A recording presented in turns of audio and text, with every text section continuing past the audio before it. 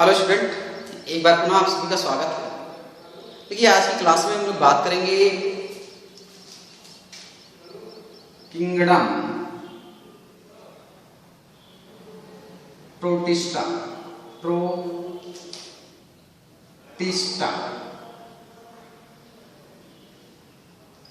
देखिए, जीवों की वर्गीकरण में जो आरंभिक क्लास थी उस क्लास में हमने आपको बताया था कि जितने भी प्राणी इस पृथ्वी पर पाए जाते हैं उनको क्लासिफाइड किया गया है।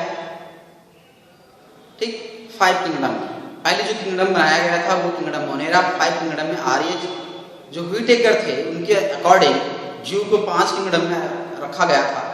एक थे आपकी किंगडम मोनेरा, दूसरा आपकी किंगडम प्रोटिस्टा, तीसरा आपकी kingdom fungi, fourth kingdom Plantae, fifth kingdom animalia. ये 5 किंगडम थे।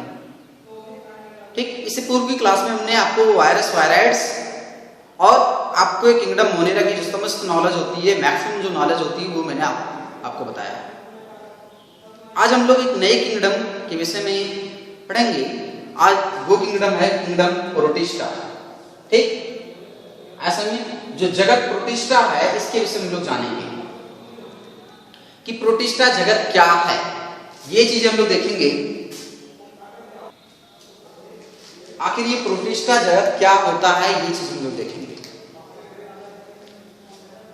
आप जानते हैं कि जो किंगडम मोनेरा के जुधारी थे, ठीक, ये आपके यूनिसेलुलर थे और प्रोकैरियोटिक जुधारी थे जो प्रिमिटिव टाइम में बनी हुई थी। आपने देखा आर्की बैक्टीरिया बने, फिर उसके बाद आपने देखा यू बैक्टीरिया बने जिसमें हमने साइनोबैक्टीरिया को बताया था अभी जल्दी। ठीक, जो साइनोबैक्टीरिया थे वो भी क्या थे, उनकी इंसिपिएंट न्यूक्लियस थी एंड जो सेल ऑर्गेनल्स थे यानी कि कोशिकाएं थे वो नहीं थे, एब्सेंट थे। ये भी आपने देखा। तो जो भी आपके मोनेरा के जुधारी थे उन मोनेरा के जुधारियों में आगे की तरफ क्या हुआ, कुछ विकास होता रहा, परिवर्तन होता रहा, जिसके फलस्वरूप वो मोनेरा के जुधारी आगे प्रोटिस्टा के जुधारियों का निर्माण किए। किसका? प्रोटिस्टा के जुधारियों का निर्माण किए। यानी कि जो फोटोसिंथेटिक आपने बैक्टीरिया देखा था अर्थात साइनोबैक्टीरिया, नीलहरी शैवाल आपने देखा था, उसमें कुछ आगे की तरफ परिवर्तन होता रहा। ठीक, या फिर बैक्टीरिया जो थे उसमें परिवर्तन होता रहा, जिसके फलस्वरूप उस बैक्टीरिया से आपके एक के बेहतरीन सेल वाले जीवों का निर्माण हुआ और वो थे आपके प्रोटिस्टा के जीव। ध्यान रखना कि जो मोनेरा की जो सेल्स थी वो वेल डेवलप नहीं थी, उसकी न्यूक्लियस वेल डेवलप नहीं थी, because nucleus incipients, mitochondria, Golgi body, endoplasmic reticulum absent, इसलिए वो क्या थी, वेल डेवलप नहीं थी। उसमें परिवर्तन होता गया, समय बीतता गया, उसमें चेंजिंग होती गई, विकास होता गया। ठीक, जिसके फलस्वरूप वो क्या किए, आपके यूकैरियोटिक सेल वाले जीवों का निर्माण किए। और यूकैरियोटिक वाले जो जुधारी है उसमें परिवर्तन होकर क्या है, उसमें न्यूक्लियस वेल डेवलप हुआ। न्यूक्लियस क्या हुआ, वेल डेवलप हुआ। और वेल डेवलप न्यूक्लियस के साथ साथ उसमें जो सेल के ऑर्गन थे, mitochondria, Golgi body, endoplasmic reticulum, जो एसेट्रा जो सेल ऑर्गन थे, इनकी क्या हुआ, निर्माण हुआ। इसकी वजह से सेल जो हुई वो बेहतरीन क्वालिटी की हुई, अच्छी किस्म की सेल्स का निर्माण हुआ। तो इस तरह आपके बेहतरीन यूनिसेलुलर जीवों का निर्माण हुआ। जो प्रोकैरियोटिक्स थे उन प्रोकैरियोटिक से एक बेहतरीन यूकैरियोटिक यूनिसेलुलर का निर्माण हुआ और वो बेहतरीन यूकैरियोटिक जो यूनिसेलुलर्स हैं, ऑर्गेनिजम्स हैं, उससे हम लोग क्या कहते हैं, प्रोटिस्टा कहते हैं। ठीक, देखिए प्रोटिस्टा शब्द का प्रयोग आपके एक साइंटिस्ट थे हेकल। ठीक, हेकल नामक साइंटिस्ट ने क्या किया, इस प्रोटिस्टा शब्द का इन्होंने यूज किया। किसने? हेकल नामक साइंटिस्ट ने आपके प्रोटिस्टा शब्द का प्रयोग किया इन 1866। इन 1866 में आपकी क्या किया, इन्होंने इस प्रोटिस्टा शब्द का प्रयोग किया। ठीक है ना? ठीक, सन कितने में इन्होंने प्रयोग किया, 1866 में इन्होंने क्या किया, इस शब्द का प्रयोग किया। आइए जानते हैं कि जो प्रोटिस्टा के जुधारी हैं ये आपके क्या है, यूनिसेलुलर है। क्या है, यूनिसेलुलर सेलुलर, एक कोश के प्राणी होते हैं। प्रोटिस्टा क्या होते हैं? यूनिसेलुलर माइक्रोस्कोपिक ऑर्गेनिज्म होते हैं। क्या होते हैं? यूनिसेलुलर माइक्रोस्कोपिक ऑर्गेनिजम्स होते हैं, ठीक। ये क्या होते हैं? एक कोश के सूक्ष्मदर्शी प्राणी होते हैं, बहुत छोटे पाए जाते हैं। ये आपके जो जल इत्यादि होता है उनमें पाए जाते हैं। इसके अलावा जल ही नहीं, दूसरे जंतुओं और पौधों के शरीर के अंदर भी पाए जाते हैं। कौन? प्रोटिस्टा के जो प्राणी हैं, जो यूनिसेलुलर है, ये जंतुओं और प्लांट्स के अंदर भी पाए जाते हैं, याद रखना। दूसरी चीज क्या है कि ये आपके यूकैरियोटिक सेलुलर होते हैं, यूकैरियोटिक्स होते हैं। क्या होते हैं? यूकैरियोटिक्स होते हैं। अर्थात इनमें जो न्यूक्लियस है वो न्यूक्लियस वेल डेवलप होता है, यानी कि जो जेनेटिक मटेरियल्स होगा उसके चारों ओर न्यूक्लियर मेम्ब्रेन पाई जाएगी, ठीक है। साथ ही आपके जो सेल ऑर्गन है वो भी पाया जाएगी, endoplasmic reticulum, Golgi body, mitochondria etcetera. इसके अलावा आपने देखा था कि आपके जो मोनेरा थे उनमें 70S टाइप राइबोसोम, बट इनमें 80S टाइप राइबोसोम पाया जाएगा। कौन सा राइबोसोम? 80S प्रकार का राइबोसोम जिसमें पाया जाएगा, यूकैरियोटिक सेल्स में पाया जाएगा। नेक्स्ट देखते हैं हम लोग कि ये जो प्राणी हैं ये आपके स्वतंत्र भी रह सकते हैं, कॉलोनी भी रह सकते हैं, यानी कि समूह में भी रह सकते हैं, ठीक है ना। चलन के लिए इनमें आपके क्या? सीलिया,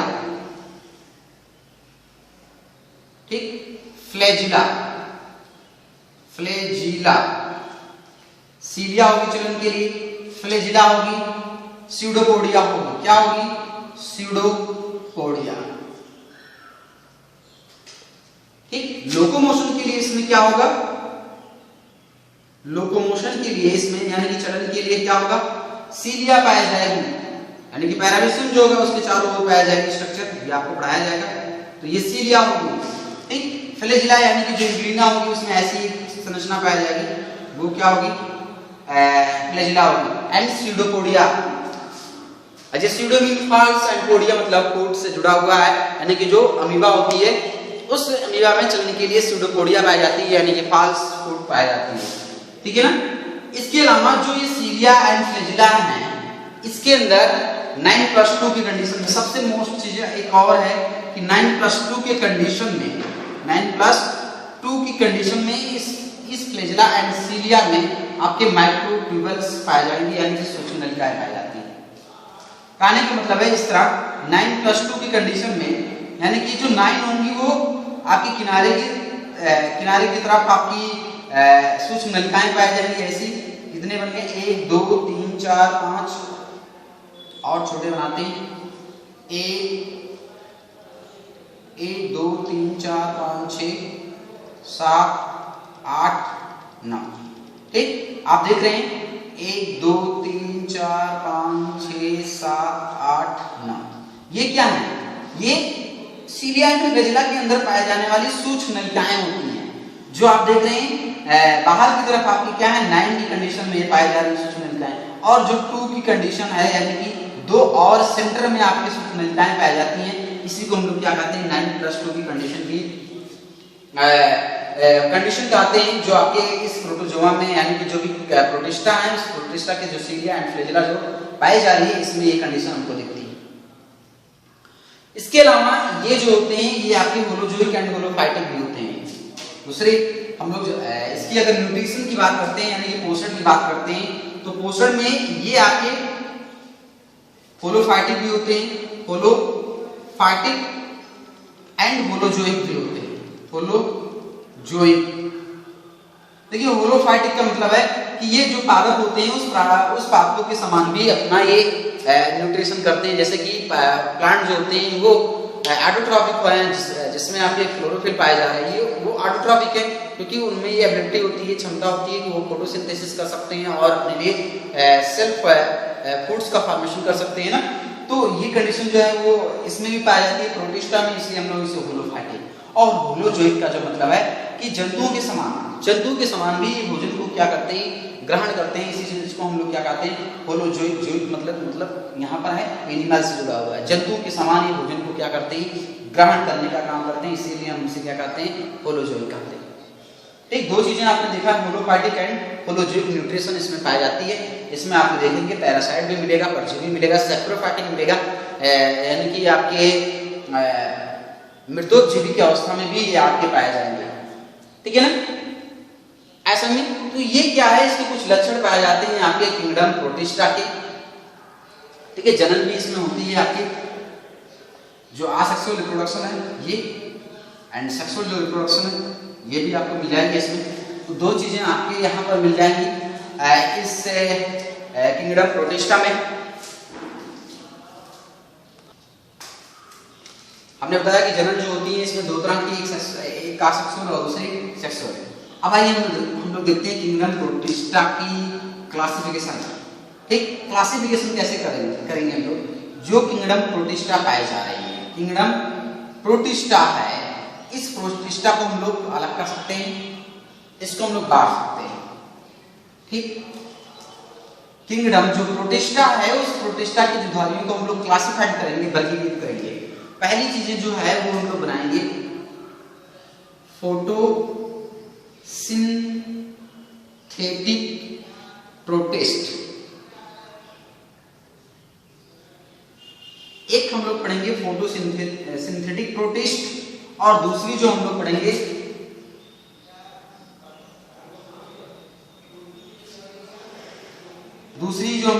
इसमें कंज्यूमर डीकंपोजर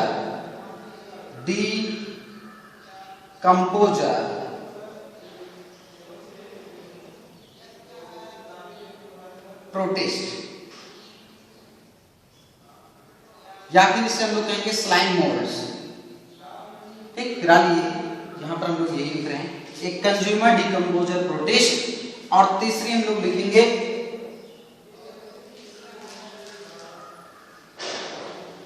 प्रोटोजोवन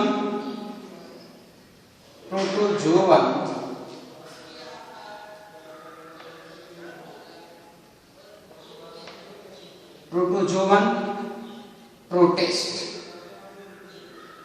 देखिए, जो किंगडम प्रोटिस्टा है, इस किंगडम प्रोटिस्टा को तीन भागों में अलग किया गया है।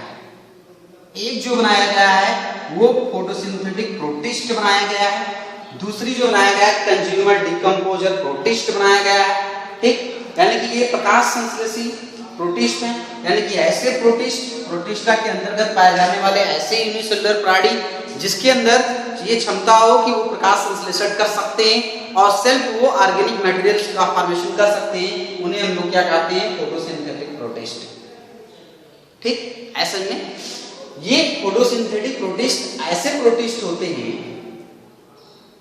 यूनिसेलुलर प्रोटिस्ट होते हैं जो प्रकाश संश्लेषण कर सकते हैं और ऑर्गेनिक मटेरियल्स को बना सकते हैं। ठीक, दूसरी कंज्यूमर डीकंपोजर प्रोटिस्ट, यानी कि कंज्यूमर मतलब उपभोक्ता और डीकंपोजर मतलब सड़ाने वाले जो होते हैं, अपघटनकर्ता। ठीक, ये क्या होते हैं, ये ऐसे कंज्यूमर होते हैं जो दूसरे पदार्थों को क्या करते हैं, ये कंज्यूम करते हैं और उसको क्या करते हैं, सड़ाने का काम करते हैं। ये प्रोटिस्ट होते हैं आपके क्या, कंज्यूमर डीकंपोजर प्रोटिस्ट, या फिर इसे हम लोग कहते हैं स्लाइम मोल्ड्स कहते हैं।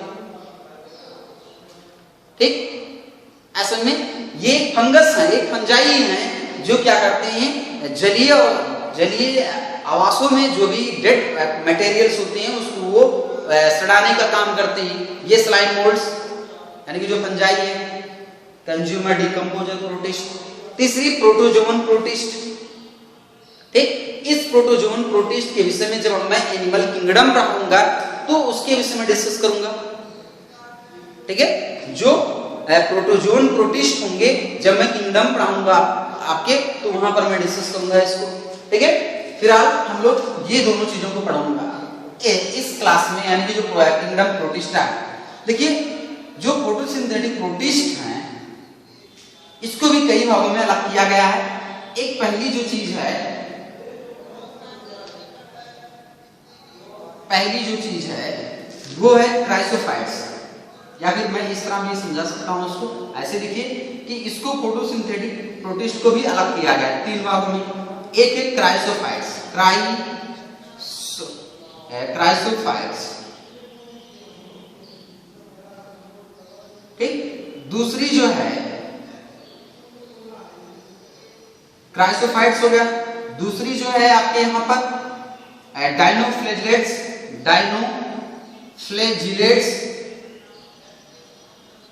और तीसरी जो है वो आपके इब्लिनॉइड।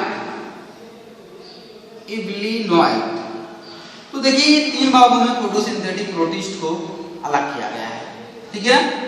तो ये थी आपकी किंगडम प्रोटिस्टा।